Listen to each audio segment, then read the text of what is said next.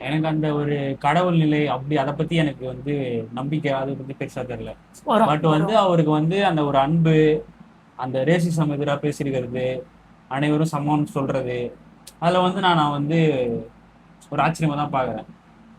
ஏன்னா வந்து இப்போ ஒரு எந்த ஒரு செலிபிரிட்டி எடுத்தாலும் பெருசா வந்து பேச மாட்டாங்க. இந்த ஆமா. ஒரு அந்த சோசியலா சேஃப் பேச ஜோன்ல மாட்டாங்க. இருப்பாங்க. ஆமா, ஒரு அவங்களுக்கு ஒரு செவுரு ஒண்ணு இருக்கும். ம் செவருக்குள்ளதான் பேசணும்னு இருப்பாங்க. அவங்க வெறும் பணத்துக்காகவோ, பணம் இல்ல, ஒரு பேரு போயிட போதோ, ஃபேம் ம் போயிட போதோ, அந்த மாதிரி தான் நிறைய பேர் இருக்காங்க. ஆனா எம்ஜே வந்து இதுல ஒரு தாண்டி ஒரு ஆளா இருக்காரு நான் பாக்குறேன். என்னோட பார்வை. ஓகே. அந்த கடவுள் அது வந்து ரெண்டாவது விஷயம் தான். அது எனக்கு தெரியல பர்சனலா. நான் வந்து இப்படிதான் பாக்குறேன். வந்து எல்லாருமே சமம்.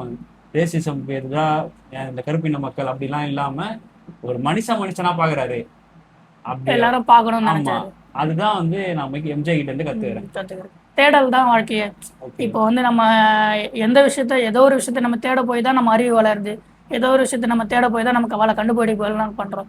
அந்த மாதிரி மனித வாழ்க்கையே தேடல்ல தான் இருக்கு. அப்படி அந்த தேடல் இன்னைக்கு இன்னொங்க நீங்க நோக்கி போக போக உங்களுக்கு புரியும். நான் சொல்ல ஓகே. வர்றது என்னன்றது புரியும். அது இன்னும் ஸ்டெப் எடுக்க தான் புரியும். அவ்வளோ சீக்கிரத்தில் வந்து சொல்லும் போது வந்து காமெடியாக இருக்கலாம். ஆனால் இன்னும் அந்த அந்த ஒரு டிபார்ட்மெண்ட்டில் நீங்கள் அந்த ஆன்மீகம் அந்த இப்போ ஆன்மீகம்னு நான் சொன்ன உடனே உங்களுக்கு ஒரு மைண்டில் ஒரு பிக்சர் ஓடி இருக்கும். ஆனால் அது கிடையாது. நான் சொல்கிறேன் ஆன்மீகம் இது வேற. அது நீங்கள் தேட தேட தான் உங்களுக்கு அது புரியும். கண்டிப்பாக புரிஞ்சுக்கணும்னு நினைக்கிறேன்.